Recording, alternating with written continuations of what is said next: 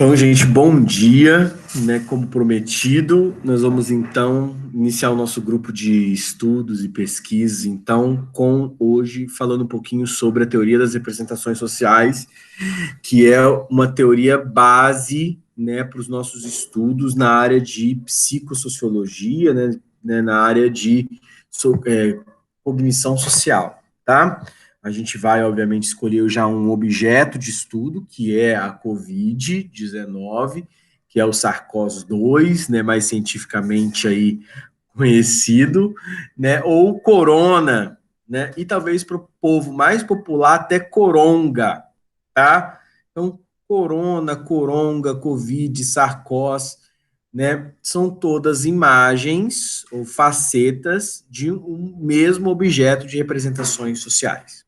E aí, então, a nossa abordagem psicológica vai na linha da psicologia de grupos, né? A gente não vai estar analisando, então, colocando ninguém no divã e perguntando como é que está a vida, não se trata de uma psicologia individual, é uma psicologia coletiva, social, de grupo, tá? E a gente vai entender um pouco do que é essa teoria, então, tá? Então, vamos lá. Vou deixar esse formato aqui aberto, porque tem as anotações, e aí às vezes eu preciso de algumas anotações aqui para me dar uma embasada, tá bom? Então, teoria das representações sociais, eu provavelmente ainda vou tocar bastante nesse tempo aqui, a gente vai ter uma formação nessa linha, tá? Semana que vem a gente vai continuar com formação, pelo menos umas 3 semanas, inclusive tá lá no nosso projeto, no cronograma, que eu daria, então, para vocês essa formação. Vocês já fizeram os estudos lá de como usar o periódicos CAPES, agora formação em teoria das representações sociais, e aí depois a gente vai para os objetos de pesquisa, construção do instrumento de coleta de pesquisa, né, de coleta de dados, né, e então esse é o caminho normal mesmo da nossa pesquisa. Estamos, inclusive, adiantados, né?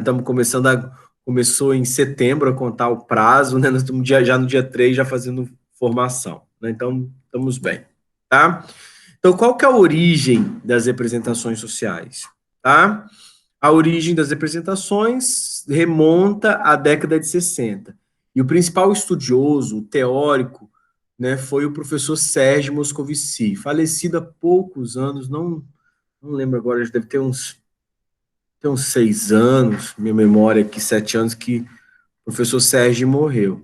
Né, professor da Escola de Altos Estudos em Ciências Sociais de Paris, né, da École des Hautes Études, né, en Sciences Sociales, né, em Paris. O professor Moscovici, então, inicia um trabalho, né, nessa linha aí de criar essa teoria por intermédio dessa obra, que é chamada da obra seminal do Moscovici, a obra que abre, que é a semente, vai permitir, então, né, a construção da teoria e, obviamente, vai cativar pesquisadores no mundo todo que vão começar a seguir essa doutrina psicológica. Tá? O seu livro foi La Psicanálise, né, La Psicanálise, né, que é a psicanálise, né, som, imagem e som público, né, a sua imagem e seu público, né, foi lançado em 1961.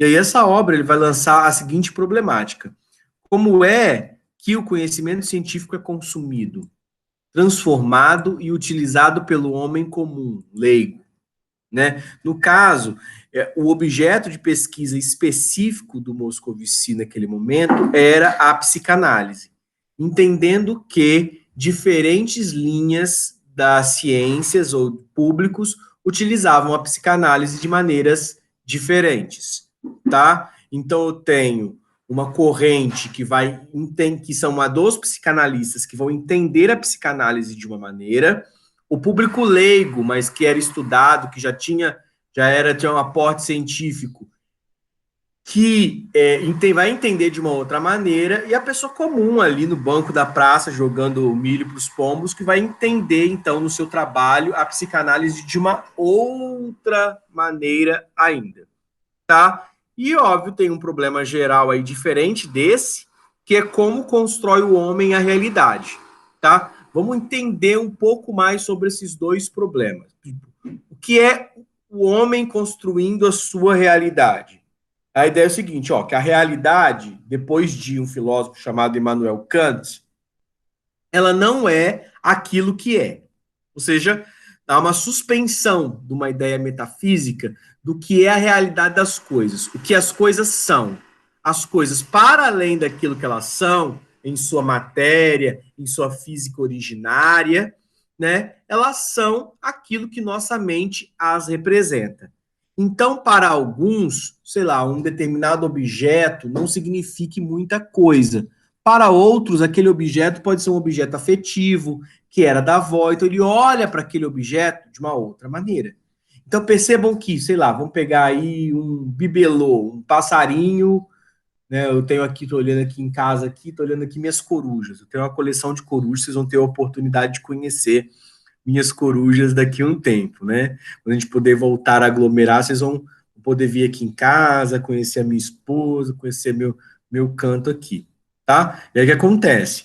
Tô olhando aqui para minhas corujinhas e aí pensando o seguinte, para mim as minhas corujinhas não são apenas corujinhas, elas são artefatos históricos, emblemáticos, afetivos. Porque uma coruja ali foi minha mãe que me deu, uma coruja foi meu irmão que me deu, outro eu comprei numa viagem, outro eu achei bonita. E aí, então, quer dizer, cada coruja dessa não é uma coruja. Então, e mesmo quando eu olho para uma coruja ali aqui perto da mata, aqui em casa, eu olho para essa coruja de uma maneira completamente afetiva, né?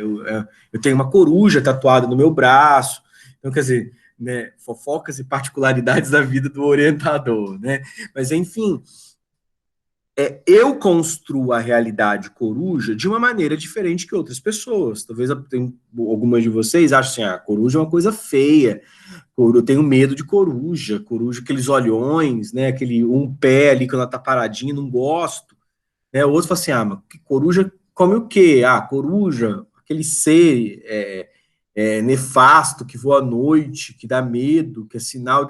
coruja, sinal de sabedoria. Quer dizer, cada um vai entender o objeto coruja de uma maneira bem diferente. Então, cadeira nunca é cadeira.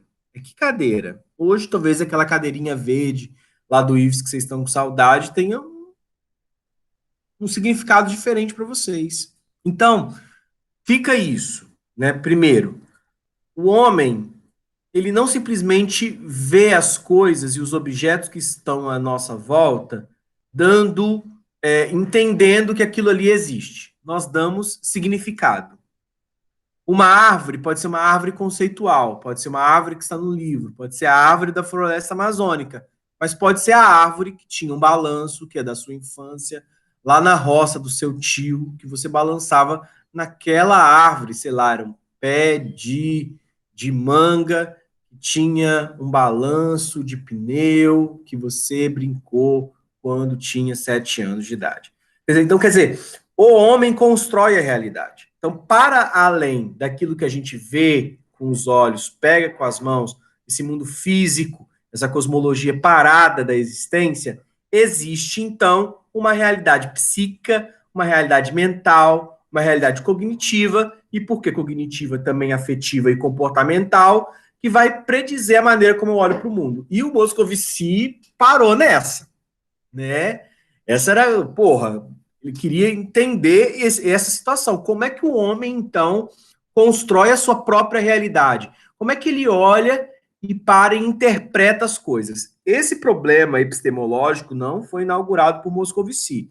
Uma série de filósofos anteriores a ele pararam para pensar isso, mas alguns foram fazer metafísica, outros epistemologia, alguns fenomenologia, tá? Mas fato que ele queria entender isso à luz de uma psicologia social, tá? Falei 3 nomes aqui complicadíssimos, né? Fenomenologia, né? Epistemologia e metafísica, né? São ramos com maneiras de compreender essa questão da realidade, tá? Vamos pensar o seguinte: metafísica é aquilo que está para além da física, aquilo que o olho não vê e a mão não pega. Então, entender a realidade em si. Para quem fez filosofia, vai entender que existia uma metafísica em Platão, existia uma metafísica em Agostinho, existia uma metafísica, né, em no próprio Aristóteles, existia uma metafísica em diversos autores que querem entender, né, modernos, contemporâneos, medievais, não importa, mas querem entender o que são as coisas em si, para além do meu olho. Aí tem um método que foi chamado de fenomenologia, criado por Edmund Husserl, né, que ele fala assim, eu tenho que fazer uma suspeição eidética, né, eu tenho que fazer uma análise da epoquê, que é sair de mim mesmo e como se eu estivesse olhando para mim, porque suspender os meus preconceitos para entender o fenômeno naquilo que é em si. Ou pode ser uma análise epistemológica, que é o problema do conhecimento, como o homem conhece.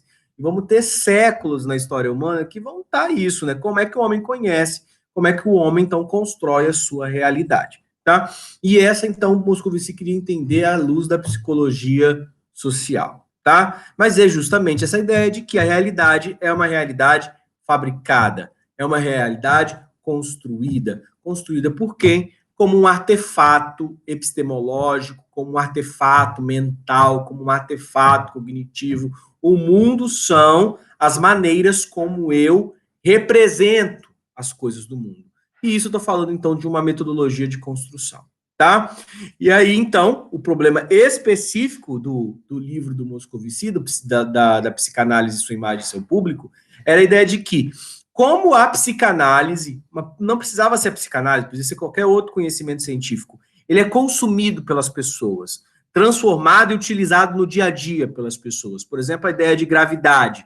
Vamos pensar que eu quero entender como é que o homem comum, um homem que não é um astrofísico da NASA, entende o que é a gravidade. Porque eu poderia criar uma série de mitologias a partir disso. Eu uso uma muito numa aula, que é a ideia de que nós só acreditamos na gravidade do ponto de vista científico hoje, né, como uma aceleração, né, medida por metros por segundo ao quadrado, tal, porque, na verdade, eu fiz uma interpretação física deste fenômeno natural que é a gravidade, né, a partir de Newton e tal.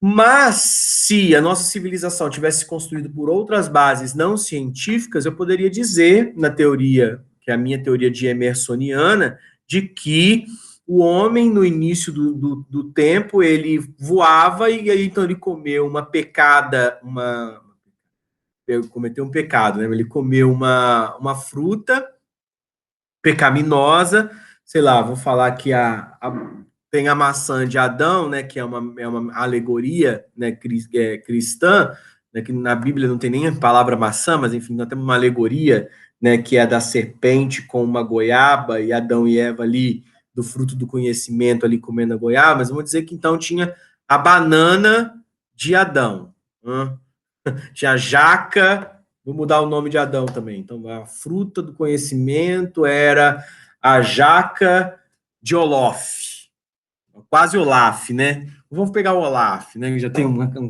carinho aí com vocês aí, afetivo aí no Olaf aí da Elsa, né? Então vamos lá, o Olaf. Então o Olaf comeu a jaca e ofereceu a jaca, né? Para Lalala, sei lá, que era a esposa de Olaf, e aí os dois, então Deus não gostou daquilo e fez com que eles não voassem mais. O castigo de Olaf e Lalala era que eles não voassem mais, e tudo aquilo como um sinal de humildade, né, perante esse Deus Supremo iria cair para o chão, né, inclusive o homem estaria preso à terra, condenado à terra, por conta desse pecado de ter comido a jaca, tá? Você vai falar assim, James, isso é ridículo, né? Nós, na verdade, nós não voamos, a não ser com a ajuda de um avião, tá? De um foguete. Nós não voamos porque nós não temos um corpo aerodinamicamente preparado para isso e porque existe a força da gravidade, né? Que é um conceito físico, né? De uma aceleração da força que a Terra tem de atração para os corpos celestes e tal, e os corpos que estão sobre aqui estão presos até por essa força de aceleração chamada gravidade. Mano, você se convenceu de que a nossa linguagem lógica no mundo é a gravidade. Mas eu poderia ter começado uma comunidade com crianças muito pequenas e contando a história de Olaf e Lalala por 2000 anos e vocês talvez acreditassem no Olaf e na Lalala. Entendeu? Então, quer dizer, o conhecimento, na verdade, ele é consumido, porque ele é aprendido socialmente. As pessoas consomem aquele aprendizado, então, durante a sua vida, e integram aquele tipo de conhecimento, digamos, ao seu livro mental, a sua consciência, a sua compreensão de self. Self é a compreensão do eu, a sua formação egóica, né, o ego, a sua constituição enquanto sujeito social, e você passa a olhar o mundo, então, interpretar o mundo através desses ensinamentos, desses conhecimentos que são consumidos, tá? E aí, então, Moscovici, como é que essa ciência vai ser, então, utilizada pelo homem comum? Porque ele não vai chegar e falar da ciência da mesma maneira que falam os cientistas, com as mesmas palavras que falam os cientistas. E conversar com os cientistas, às vezes, é chato, né? Porque o cientista usa um monte de palavra desconhecida. Essa é uma diferença, inclusive, que o cientista tem que aprender no contemporâneo. É uma das nossas brigas agora com os cientistas na área da educação, que é popularizar a ciência, é tornar aquele conhecimento difícil, matemático, complicado, um conhecimento comum, tá? E isso pega vocês da área de biotecnologia, da área de biomedicina, enfim, da área de saúde, muito profundamente. Porque não adianta chegar para a pessoa e falar assim um nome difícil, com os nomes dos medicamentos, e falar os conceitos da semiologia médica lá, que olha, o seu prognóstico, o seu diagnóstico, e você tem síndrome hipertensa, parará, um nome complicado, a pessoa fala assim, hã? O que é isso? Né? Não é só simplesmente dizer para a pessoa o número do CID e que ela vai ter que se tratar. Quanto mais mastigado, né? E aí a minha valorização para o Pipas, né? Enquanto excepcional, excelente projeto de extensão do curso de biomedicina, que é levar para aquelas pessoas mais simples o conhecimento da área de saúde de uma forma que a pessoa consiga aplicar na vida e entender aquilo ali. Ok? Então, essa era a ideia do Moscovici, né? Como que isso da psicanálise as pessoas vão usar na vida? Será que elas entendem isso de transferência, complexo de Édipo, né? Trauma, sintoma, esses termos psicanalíticos, né? Histeria, neurose obsessiva, né? Será que eles entendem da maneira que a psicanálise argumenta, coloca? Já sabe que não, né? O termo histeria, por exemplo, e obsessivo são usados pelo homem comum e, obviamente, não são aquilo que a psicanálise, os termos iguaizinhos, a psicanálise coloca, tá?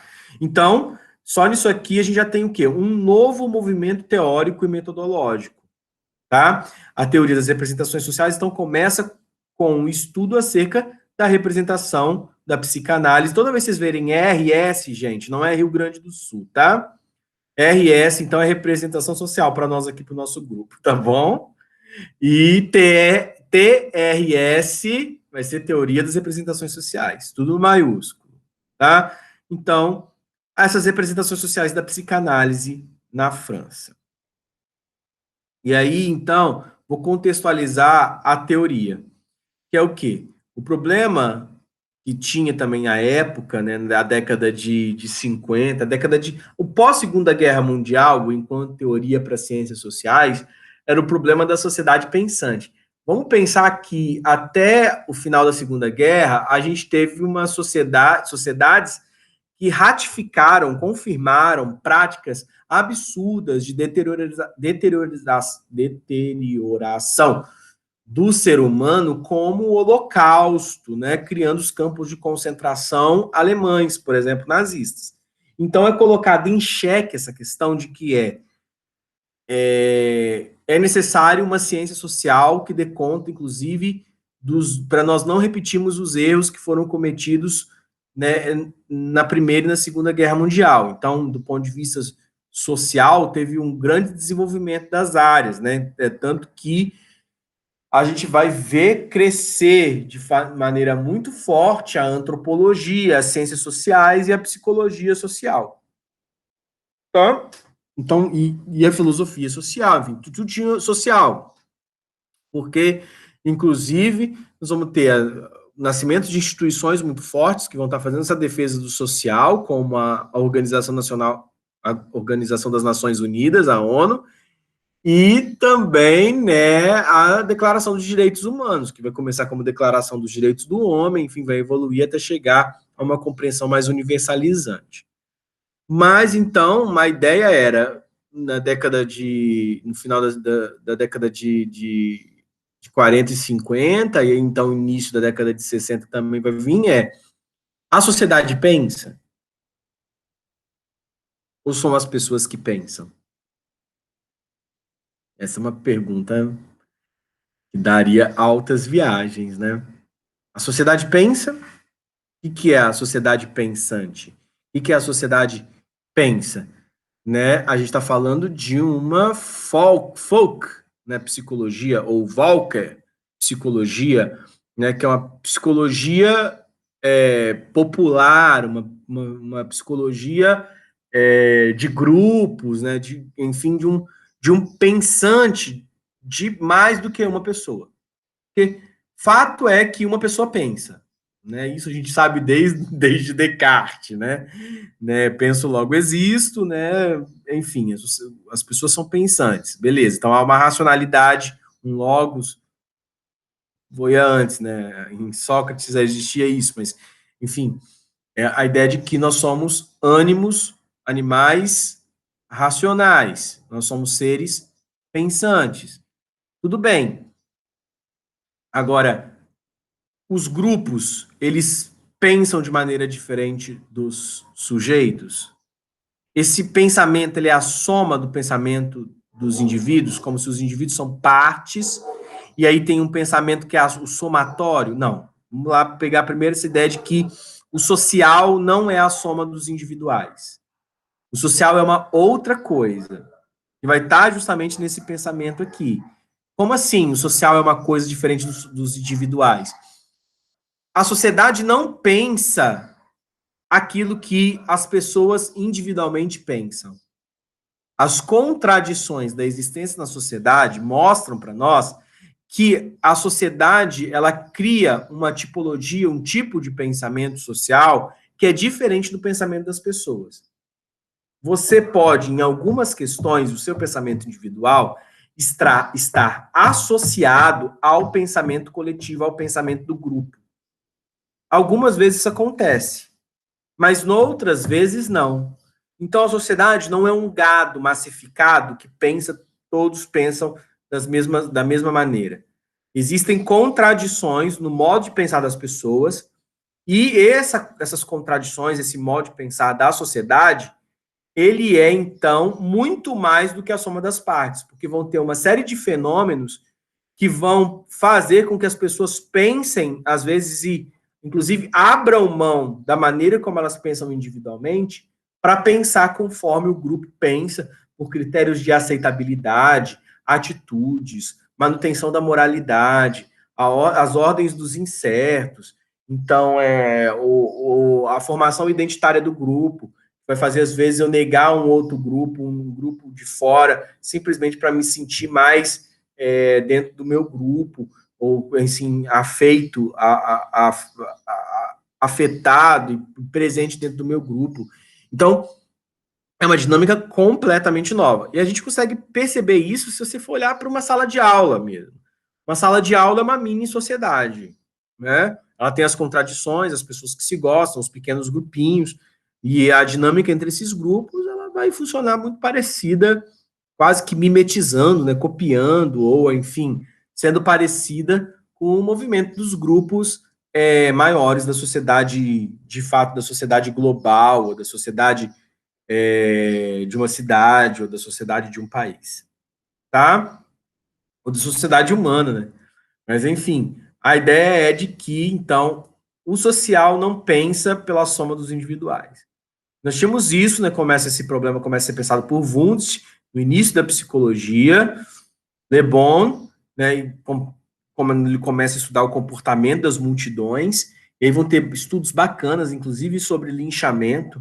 Lembro aqui do professor Paulo Menando, do professor Lídio de Souza, né, daqui da Universidade do Espírito Santo, com quem eu lembro com muita gratidão, porque foram meus professores, que estudavam a questão dos linchamentos, né, que são comportamentos de multidão, ou comportamentos de manada, né, que é, por exemplo, um grande drama, sei lá, uma história de um australiano, que foi, eu estava vendo isso num documentário sobre a ayahuasca, né, no Peru, e esse cara foi, então, lá para área indígena, para tomar ayahuasca, mas tinha problemas com consumo de medicamentos tipo tarja preta, e aí aquilo ele fez alucinógeno, matou a chefe da tribo lá, a pajé da tribo que ministrava a ayahuasca. E aquilo foi uma comoção do grupo geral, né? Então eles pegaram esse cara e o grupo matou esse cara. Isso é um linchamento. Peguei esse exemplo no Peru, mas poderia pegar tantos outros aqui mesmo, né? No Espírito Santo. O Espírito Santo foi um lugar na área rural do Espírito Santo de muitos linchamentos. Acontecia direto, né? Que eram a comunidade se sentia no direito de fazer justiça, até porque não acreditavam na justiça, né? Então eles iam lá e todos, como é que pode isso? Não sei o quê. Então, vários casos de estupro antigamente, ou de honra, eles eram resolvidos com linchamentos, que são comportamentos de multidão, tá? Existe linchamento ainda hoje? Existe, tá? Existe, né? É mais raro, as pessoas tentam abafar, mas acontecem linchamentos, mas existem muitos casos de violência que são oriundos de comportamentos de multidão, né? A gente vê isso, por exemplo, em torcidas de alguns esportes, né? Hoje, né, com a violência em estádios de futebol, por exemplo, né, que é aquela ideia da torcida do grupo, e é o meu grupo, tá com a minha camisa, né? Esse é o meu irmão, né? Ele tá com a camisa verde, ele é meu irmão. Ele tá com a camisa branca e preta, ele é o meu contrário. Ou o contrário, né? Tô pensando aqui, a grosso modo, Corinthians e Palmeiras, mas poderia pensar tantos outros casos de torcidas organizadas que foram, de fato, extremamente violentos, justamente por causa desses comportamentos de multidão. A pessoa nem conhece a outra, né? E conhecer que eu falo é conhecer, saber que tem aquele sujeito ali que está com a camisa de um time adversário, ele tem uma família, ele tem uma mãe, ele tem um pai, ele tem uma esposa, ele tem um filho, e que eu vou bater nele, vou tentar matar esse cara, por quê? A pessoa, quando entra no comportamento de multidão, às vezes ela fica cega, não está entendendo o que está acontecendo, né? Que de fato existe, não existe, tá? Então a pessoa deixa de perceber o universo que existe ali por detrás daquilo e vai para o comportamento. Depois pergunta depois no por que você fez isso? A pessoa nem sabe por que fez. Quer dizer, então tem muitos outros. Eu peguei aqui um comportamento da multidão por violência, linchamentos. Eu poderia pegar outros, sei lá, o consumo, né? Tem lá uma fila, tem alguns testes que são muito interessantes da fila, e aí a pessoa adora uma fila, né? Tipo, ela tem que ir num tal lugar, tem uma fila, a pessoa nem pergunta, ela simplesmente entra na fila, ela adere ao comportamento, tá?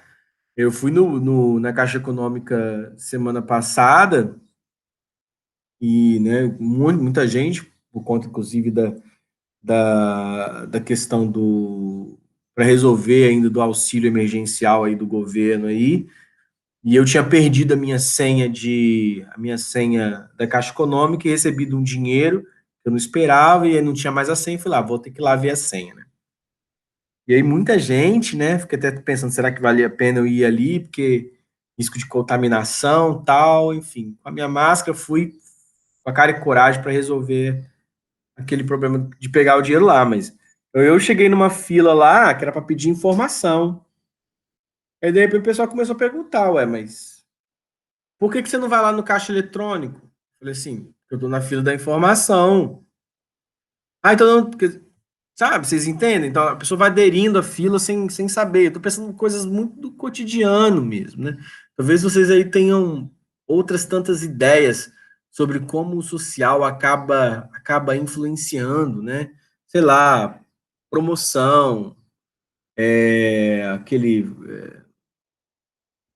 do semanas de liquidação, né? Friday, Black Friday.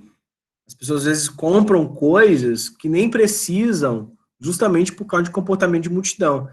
Então, o que o Wundt e o Lebon estão influenciando para nós aqui? Percebendo que existe uma psicologia que é popularizada, que ela é comum, né, socialmente, que as pessoas compartilham ideias socialmente, e que as pessoas às vezes não se comportam a partir dos seus paradigmas, a partir das suas compreensões existenciais, das suas, vamos chamar aqui não, as suas atitudes não são movidas por conta da sua consciência, mas ele suspende a sua consciência e age de acordo com uma consciência global, uma consciência comunitária, uma consciência social, tá? E aí esses comportamentos vão ser comportamentos também sociais ou de multidão, tá? É fácil, se quiserem fazer, a gente vai chegar lá no IFES, é só chegar nós 5, assim, 6, um grupo nosso aqui de pesquisa, né? Nós somos em 7 total. Vou chamar os ministros também, vou juntar mais umas 20 pessoas, né? A gente começar a correr simplesmente dentro do campus, correr. Daqui a pouco vai ter gente que vai assustar, vai correr também. Eu já fiz algumas brincadeiras lá que eu ficava apontando para cima, a pessoa vai e fica olhando para cima que tá, não tem nada. Enfim, não vou entrar nesse mérito, não, mas a ideia é que o social tende a copiar comportamentos e procurar perspectivas que vão estar muito além de uma psicologia individual. E aí, então, o pai da sociologia moderna, Émile Durkheim, né, parece um nome alemão, né, mas ele era francês, não é Durkheim, não, é Durkheim, Émile Durkheim, vai ser o pai das ciências sociais modernas, tá? Por quê? Porque ele cria um método sociológico, ele cria um método de analisar essa sociedade que é considerada pensante, tá?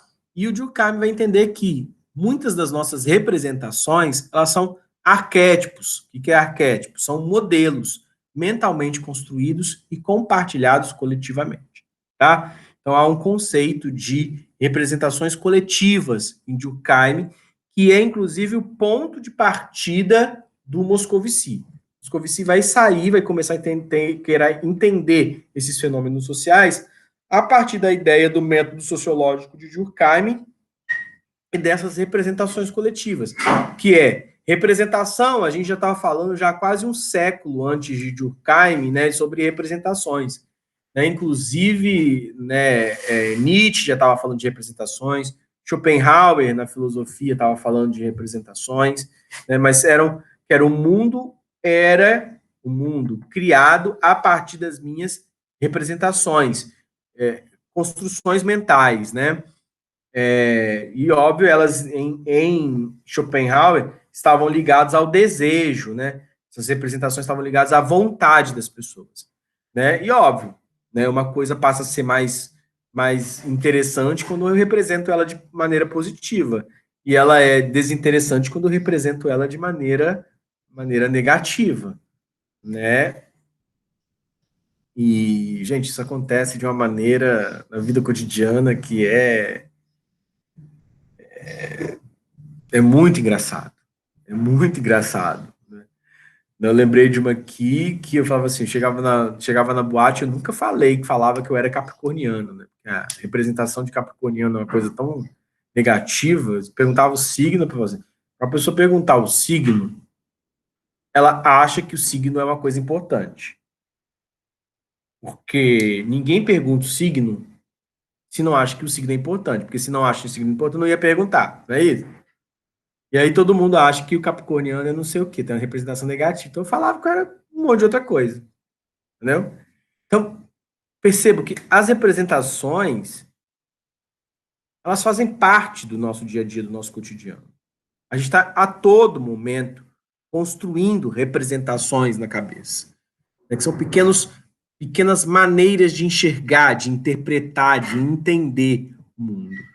Né? E o Durkheim entendia que nós fazemos representações que são para além das representações individuais, que é a maneira como Jameson constrói a realidade e interpreta o mundo, né? São representações coletivas porque compartilhadas entre as pessoas. Ok? E aí o Moscovici vai atualizar esse conceito de representações, né? Porque essas representações, como eu falei, já estavam em Nietzsche, já estavam assim, discutidas por outros autores, né? Schopenhauer, Freud, né? Já tinha construído ideias de representações, né? Até que a gente tem esses dois teóricos aqui, né? Henri Tajfel e Serge Moscovici, né? Que vão lançar o problema da relevância social e do individualismo nos estudos da psicologia social, tá? Henri Tajfel vai construir uma teoria que é a teoria da identidade social, TIS, teoria da identidade social, e o Moscovici, teoria das representações sociais. E aí, então, vou ler aqui a anotação aqui, né? O que se viu, principalmente nos anos seguintes ao final da Segunda Guerra Mundial na América do Norte, foi o desenvolvimento de uma psicologia social cada vez mais individualizante, que era justamente uma psicologia norte-americana que entendia, então, as questões ali estavam interessadas na questão dos comportamentos sociais como produtos das perspectivas individuais. Um dos fatores que contribui para essa visão foi a generalização de outras ciências sociais do pressuposto positivista que inspirava a psicologia social de Alport, tá? Então tinha um ideal aqui originário lá na ideia de positivismo, de progresso, de métrica, uma psicologia estatística, tá? Hoje a boa psicologia social também faz estatística, obviamente, mas é que essa psicologia aqui ela estava muito individualizante. O behaviorismo teve papel importante na onda dessa individualização, e aí o behaviorismo ele entende o mundo a partir de comportamentos e não através da sua consciência, da consciência social simbólica, então tudo era uma questão externa e observável, então de laboratório praticamente, e surge a ideia de análise experimental do comportamento, que então era uma psicologia, basicamente uma psicologia experimental, era uma psicologia então que buscava entender por base de experimentos aquilo que acontecia na sociedade como um todo. Só que ela partia de indivíduos ou de uma perspectiva de que, né, os comportamentos dos indivíduos são produtos, né, de estímulos externos, e esses estímulos externos, então, que vão produzir o comportamento, eles podem ser operacionalizados, né, eles podem funcionar como operantes, né, por intermédio de estímulos positivos, né, estímulos negativos, castigos, enfim, em que a pessoa estava querendo sempre uma satisfação, tá?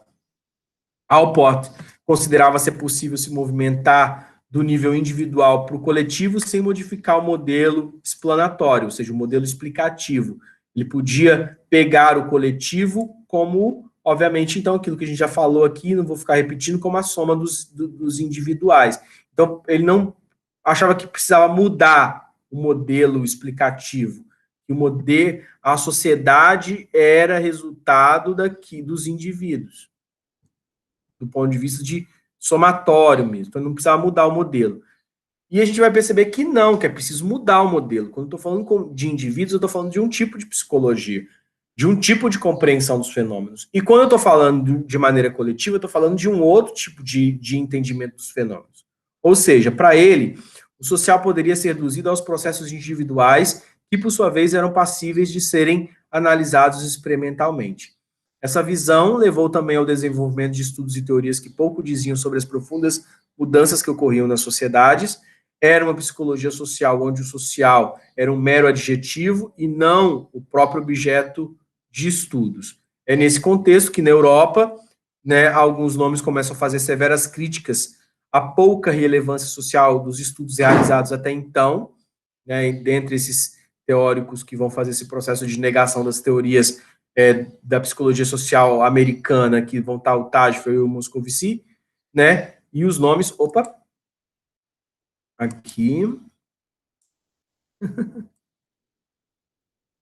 os nomes mais importantes dessa época vão ser, então, Henry Tadfel, cuja sua teoria da identidade social, Sérgio Moscovici, sua teoria das representações sociais. É importante ressaltar que esses autores não criticavam o método experimental per si, ou seja, não é o si mesmo não era uma crítica aos modelos experimentais, tanto que o próprio Moscovici e o Tadfel vão criar modelos experimentais de análise, e nós hoje, psicólogos sociais, que bebemos dessas teorias europeias do Tadfel e do Moscovici, também fazemos modelos experimentais, criamos situações problemáticas do modelo de tipo experimentos sociais para dar conta dos fenômenos sociais. Então, a questão não era o experimentalismo, tá? Não é a estatística, não é os modelos numéricos, é a questão do entendimento de que o indivíduo que gerava ou nutria uma ideia social, tá? Não podemos esquecer que tanto Tadfel quanto Moscovici produziram importantes trabalhos, aí já falei, né? Experimentais, como a teoria da identidade social e a demonstração da influência minoritária. Esse experimento é muito interessante, Moscovici, que é a influência de pequenos grupos, o papel da influência de pequenos grupos na constituição da resolução dos problemas maiores. Eu, inclusive, uso algumas dessas metodologias experimentais dentro da sala de aula.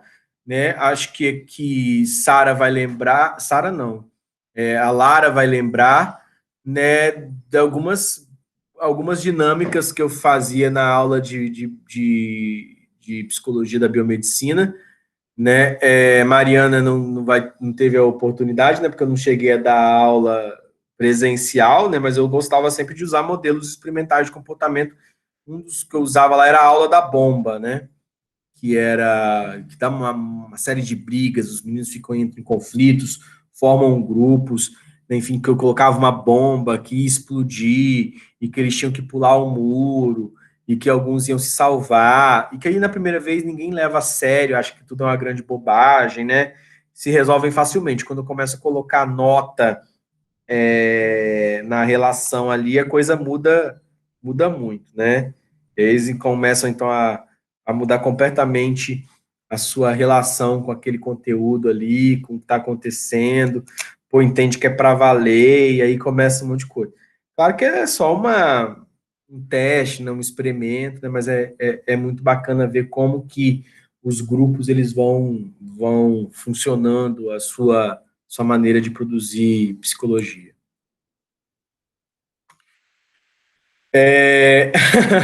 São 36 slides, eu vou começar o quinto agora e já deu tempo da gente fechar.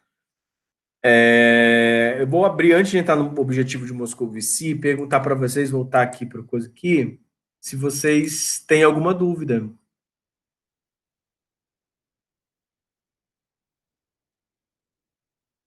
Oi?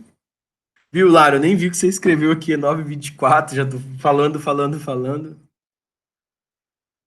Vocês estão entendendo, gente? Vocês estão aí? Tá tudo certo por agora? Por enquanto? Então tá. Vou seguir só mais esse slide e aí a gente continua no próximo momento nosso, tá? Então vamos lá. O objetivo, então, de Moscovici era o seguinte: descrever como ocorreu a apropriação e a socialização da teoria psicanalítica por diferentes grupos. Essa é a base desse livro, tá? Inclusive, já apontei, né? Tinha um grupo, como esses grupos entenderam, se apropriaram, né, compreendiam a psicanálise, usavam a psicanálise, interpretavam a psicanálise, né? E como a teoria psicanalítica era absorvida, transformada e utilizada pelo homem comum para classificar as pessoas, condutas e eventos da vida diária. Querem um exemplo? Que é da Valesca Popozuda, vocês vão falar que é sacanagem, né? Como é que ela fala que o recalque passou longe, naquela famosa beijinho no ombro. Essa música fez um estardalhaço aqui, que era voltar e fazer de novo a interpretação do Moscovici, os experimentos do Moscovici de novo, tá? Porque começou o negócio de beijinho no ombro, beijinho no ombro, beijinho no ombro, e a ideia era do recalque passar longe. Recalque é um termo, é um conceito muito pesado na psicanálise, muito caro a psicanálise, importantíssimo, quase central, né? Porque o recalque é dos fundamentos essenciais para a constituição da neurose, né? Eu não posso tudo, meu id não pode tudo, a construção dos objetos de desejo, né, não podem ser plenamente satisfeitos, não há uma satisfação completa naquilo que eu quero, e aí, então, como eu não posso tudo que eu quero, eu recalco. E o recalque, então, é uma estrutura originária do neurótico.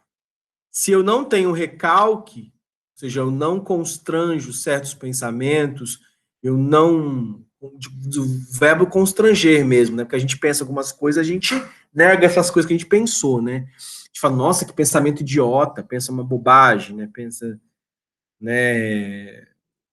Vocês sabem o que eu tô falando, porque vocês são humanos, né? Você chega assim, putz, nossa, que doideira que eu pensei, hein? Nossa, sai fora, eu não sei o quê, pensei bobagem, né? Porque a gente não controla o pensamento, né? Não temos uma força, uma pulsão inconsciente, né? Então eu não controlo meus pensamentos. E aí, o que faz o neurótico? Ele recalca.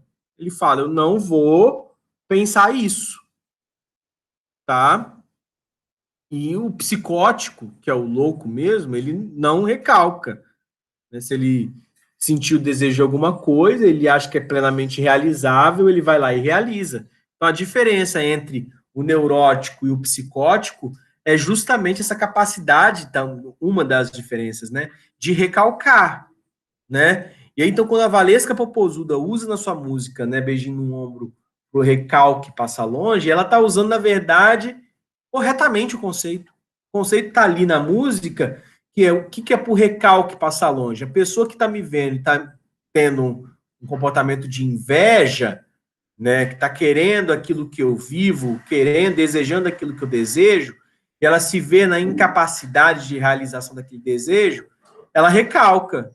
E o recalque causa amargura, causa psicopatia, causa somatizações, entendeu? Então, de doenças. Então, tipo, olha, você que olha para mim com um olhar invejoso, vou dar um beijinho no ombro para que esse recalque neurótico seu, histriônico ou obsessivo, para que esse desejo mal resolvido seu não chegue a mim.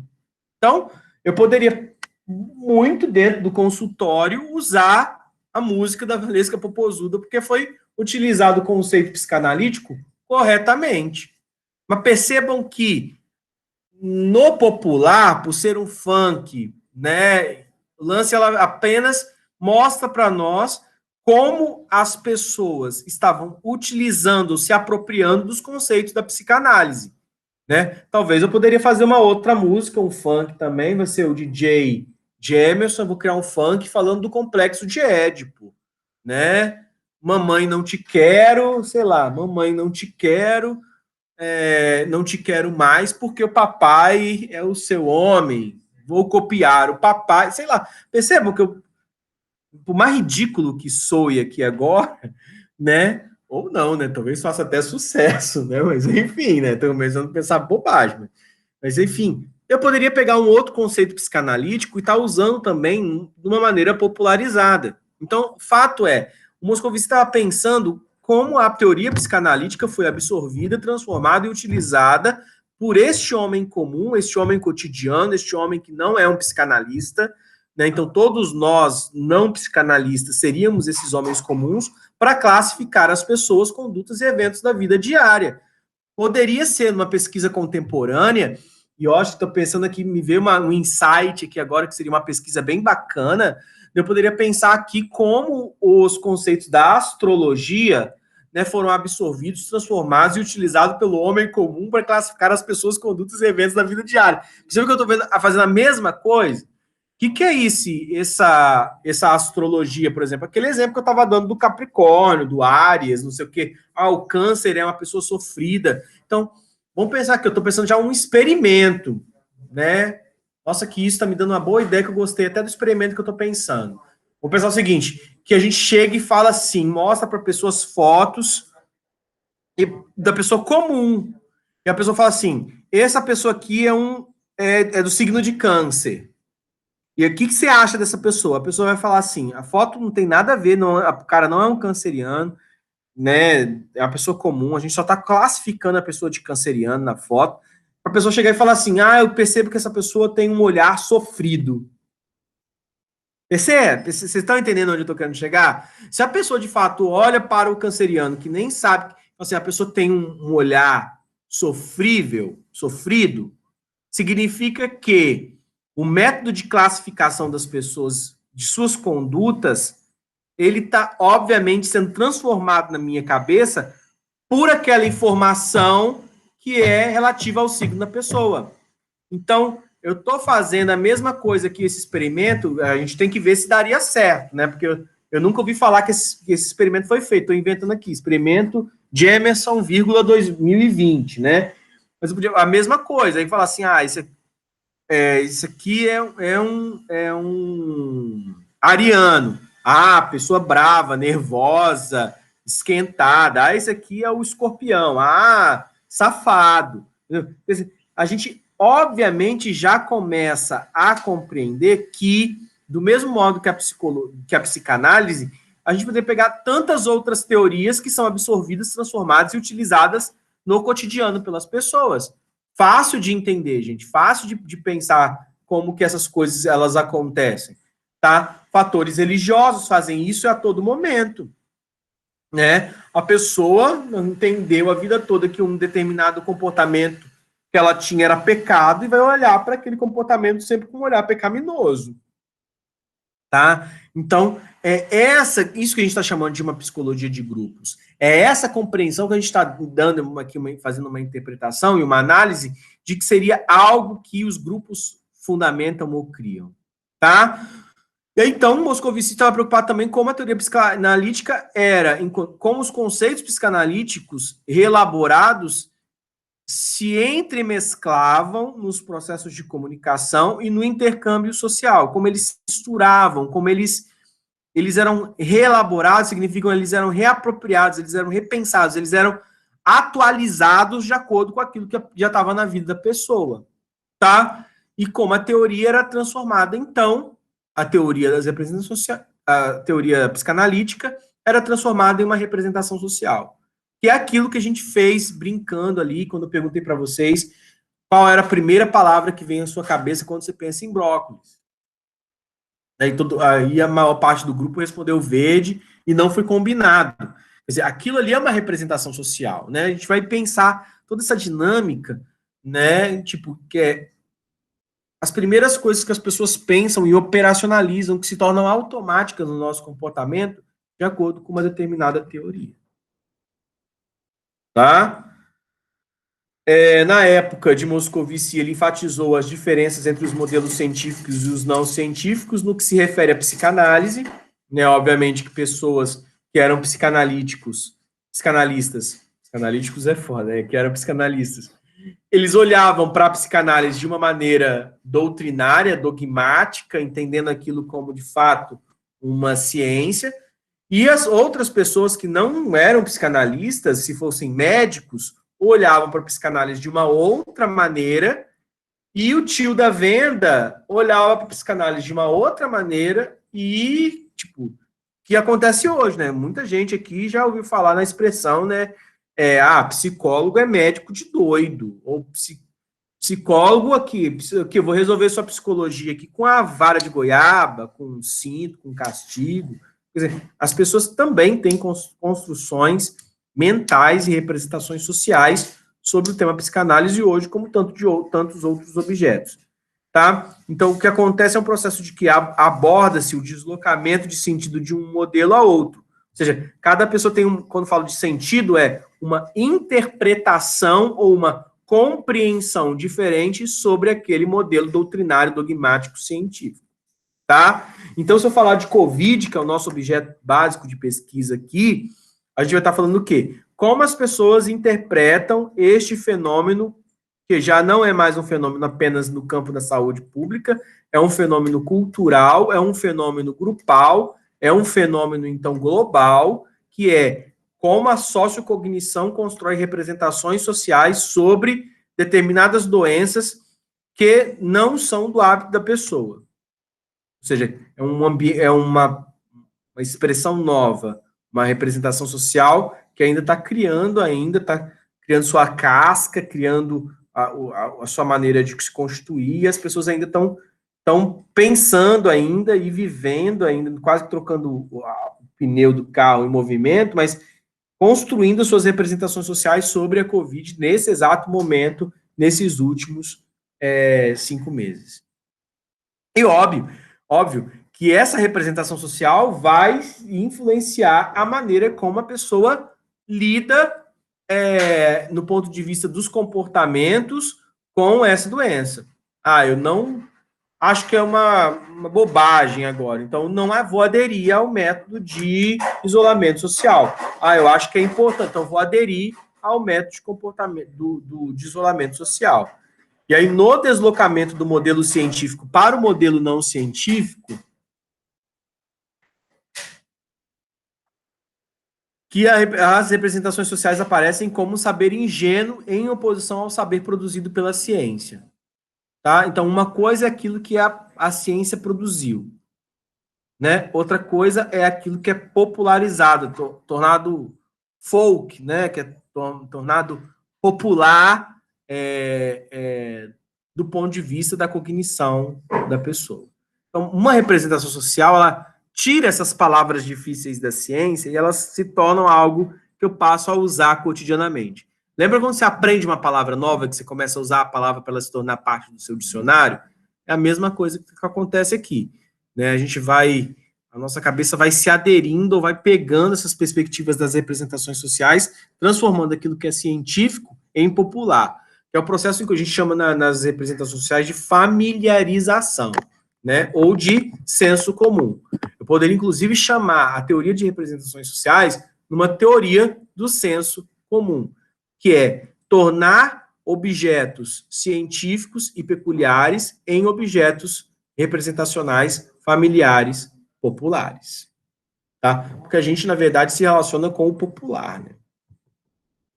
Tá?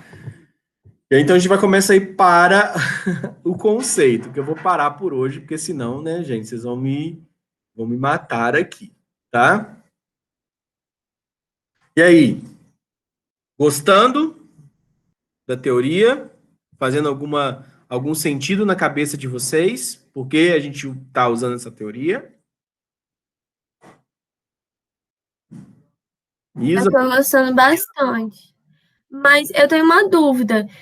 Quando você falou de comportamento de multidões, que a gente é muito influenciado por isso, a gente poderia, por exemplo, a gente não, né? Estou falando assim. Por exemplo, um experimento com crianças, porque eu acho que as crianças elas vão muito na ideia dos outros. Você acha que isso funcionaria para estudar sobre os comportamentos das multidões, como as crianças agem? Sim, com certeza. Crianças num determinado grupo agem de uma maneira, e muitos psicólogos infantis, né, usam esses experimentos. Só que aí o que acontece, Isa, que você coloca assim, as crianças vão muito pelo comportamento dos outros. Vou te dizer uma coisa, nós adultos também. Tá? Que é um fenômeno que é super, aspas, então vamos entender como infantil, né? Moda. Moda é uma questão super infantil. Ah, é porque então lançou, tá aparecendo na mídia de maneira muito incisiva um tipo de roupa ou uma marca, e aí os outros falam assim: ah, eu quero comprar essa marca também, eu quero ter essa, porque tá na moda usar, sei lá, cinza, não sei o que, as verde, não sei o que, e papapá. Ué, esse comportamento também não é um comportamento tipo de Maria vai com as outras, ou de gado, que é um comportamento então de manada, que é um comportamento de grupo. Então, a questão é, a gente vê muito claramente isso acontecendo com as crianças, e a gente quer adotar em nós uma postura mais adulta, dizendo que este fenômeno não acontece conosco. Mas este fenômeno, ele acontece com o humano, independente da sua idade, independente do momento, você vai esse fenômeno está acontecendo. Inclusive, eu acho que as crianças às vezes podem ser mais questionadoras do que nós. Aquela fase do porquê, de tudo perguntar porquê, qual a razão. Às vezes nós esquecemos disso e somos mais influenciados por esse efeito manada do que elas, talvez. Porque se você der um bom motivo para ela não fazer aquilo de acordo com o que você pensa, talvez ela pense o contrário, faça o contrário do que você falou. Então, às vezes, a gente pode ser menos questionador do que as crianças, se for pensar nesse sentido. E isso, perfeito. Eu tenho uma dúvida. Assim, foi uma. Eu não, como que eu vou formular essa pergunta? Quando você fala em representações, vamos pensar individuais, elas vão sempre ter. Elas vão sempre. Não, na real, o que a gente pensa como sociedade, o que a sociedade impõe vai sempre se sobrepor à representação individual que você cria? Olha, tipo assim, necessariamente verdade, a gente não. vai. Não. Não, você pode contundentemente resistir a uma representação social do grupo, mas não vai permitir operar tão bem no grupo, porque você vai falar assim: ah, a Lara é sempre tem uma personalidade do contra. Ela, inclusive, tinha um nome para isso, né? Era a personalidade aquiescente, que era que as pessoas que são pacíficas, que concordam, que são de bom grado, né? Que as pessoas convivem bem, né? Aquela aí é o aquiescente. Agora, tem o que não é aquiescente, né? Que é a personalidade da pessoa que é sempre do contra. Eu ia falar assim, não tá pensando nos seus valores individuais, mas, gente, mas todo mundo concorda com isso, Lara. Por que você não? Aí você começa até a pensar assim, é tão difícil resistir a representações sociais que você começa assim, você procura um grupo para te apoiar que resistiria a essa representação social. Então a gente tem, inclusive... Acaba buscando um grupo que seja do contra igual a você.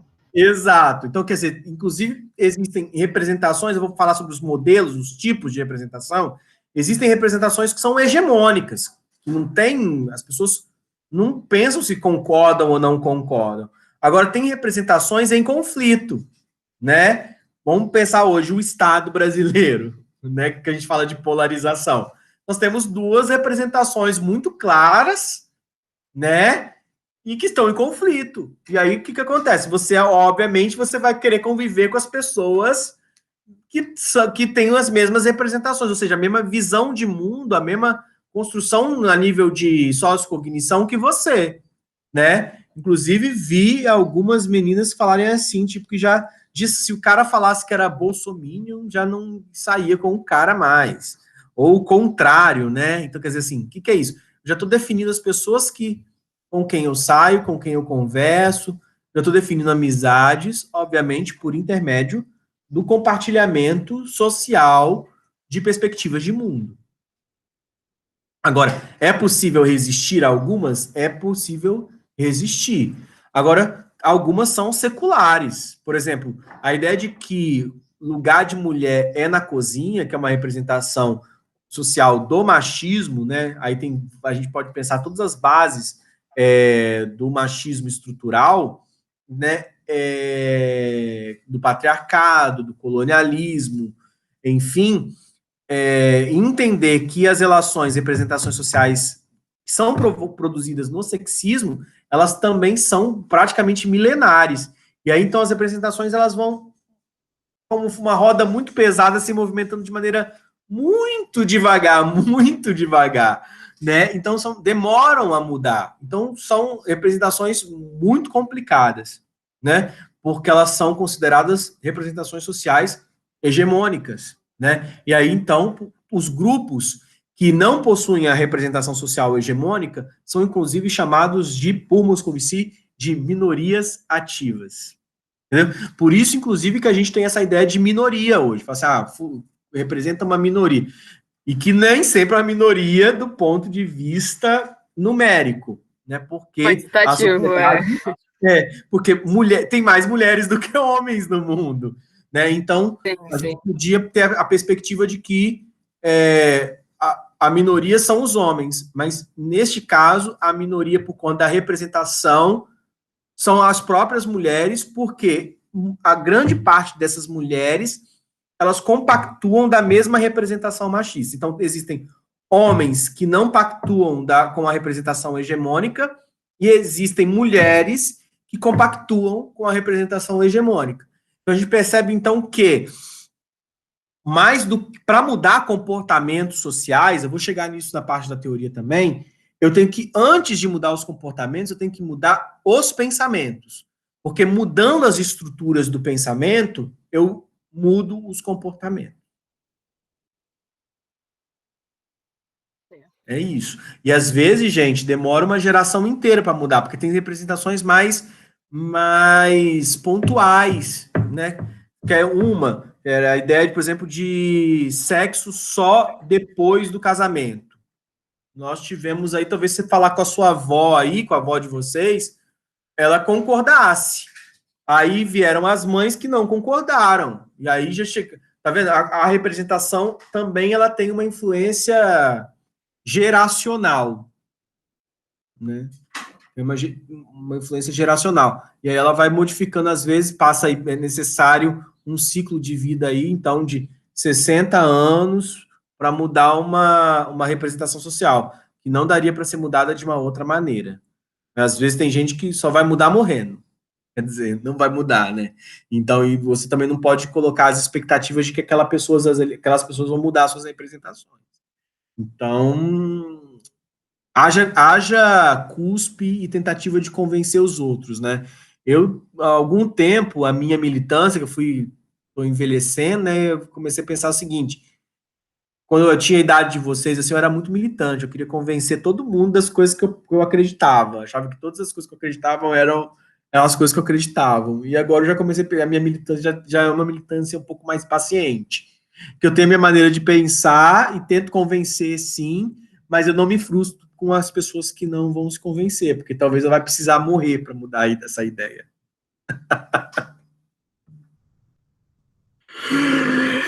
É tenso, mas eu já estou dando conta de que tem gente que não vai mudar nunca. Isso de que pau que nasce torto morre torto e gente que ficou torta pode direitar, como psicólogo, eu acredito que pessoas que ficaram tortas podem endireitar. Agora, tem gente que não vai querer endireitar nunca. Até porque essas pessoas pensam que elas estão certas e você está errado, né? Então elas pensam que você tem que se endireitar e você pensa que elas têm que se endireitar. Não vai resolver nada, né? Mas ao mesmo tempo continua a militância, a gente um defendendo uma ideia, outro defendendo outra. Eu só não me frustro mais, achando que a minha ideia é a única. A gente começa a ter um pensamento um pouco mais acolhedor, no sentido de entender, não acolher, aceitar aquilo que está errado, né? Mas olhar para o outro e falar, putz, esse aí talvez só morrendo. E aí, entendimento também que eu também já mudei muito de ideia também ao longo do tempo, então também que não são as minhas representações, você está certa, Isa, nem não, as minhas representações não são todas as corretas. Eu acho que falando de militância, a gente ainda como jovem, você também, claro, eu acho que vale mais a pena a gente. Oi, Lara. Deu uma falhada na internet da Lara, vamos esperar.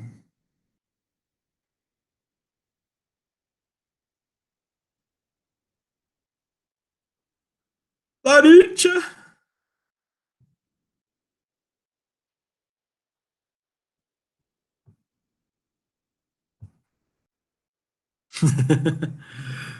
Lara?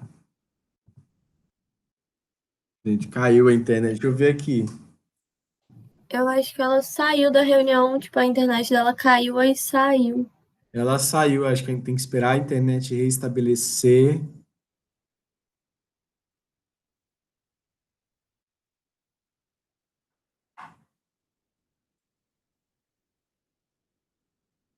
Lara, Oi, caiu aqui. A internet tá horrível. Só tranquilo, concluindo. Acho que conclui. depois que você lida com pessoas intolerantes ou intransigentes, você acaba selecionando mais com quem você vai, entre aspas, perder o seu tempo, vamos dizer assim. Você vai, na verdade, está se concluindo, na verdade, num grupo. Esse é um processo também, a gente depois pode até tratar da teoria da identidade social. Você se protege e protege suas representações dentro do in-group, né? Ou seja, um grupo que compartilha daquela identidade. E entra em conflito, obviamente, com o out-group, com um grupo de fora, que é o grupo que não partilha a sua identidade.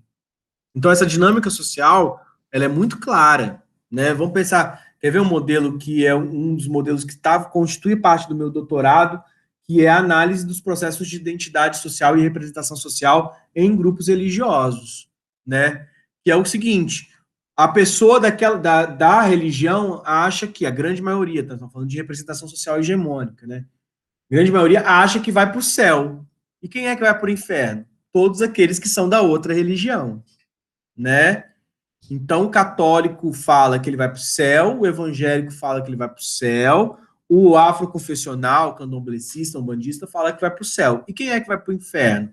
Ah, quem vai para o inferno são os outros, né? Se eu sou evangélico, são aqueles adoradores de imagem dos católicos, eles que vão para o inferno. Ah, não, são aqueles iludidos lá da Bíblia debaixo do braço lá que vão para o inferno, que são iludidos, pagadismo, pastor, não sei o quê. Percebendo que todo mundo está no mesmo barco agora. Esse negócio do Padre Robson eu achei maravilhoso, porque parece que tá todo mundo. Se tem algum enganado aqui, é todo mundo, todo mundo.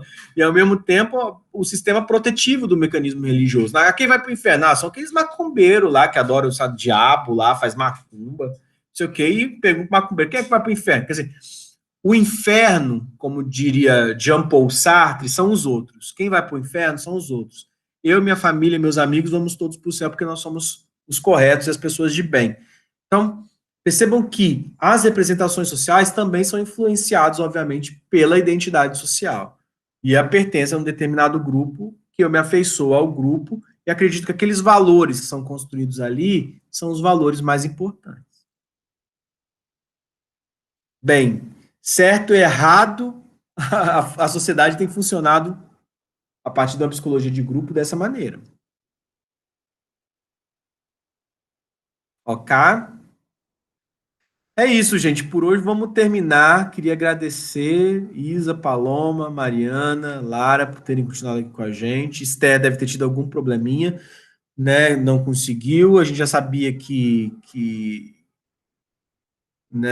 a Ashley, enfim, não apareceu, mas a gente não sabia, né? A gente só sabia dos trabalhos do Gabriel, que ele não estaria aqui com a gente hoje.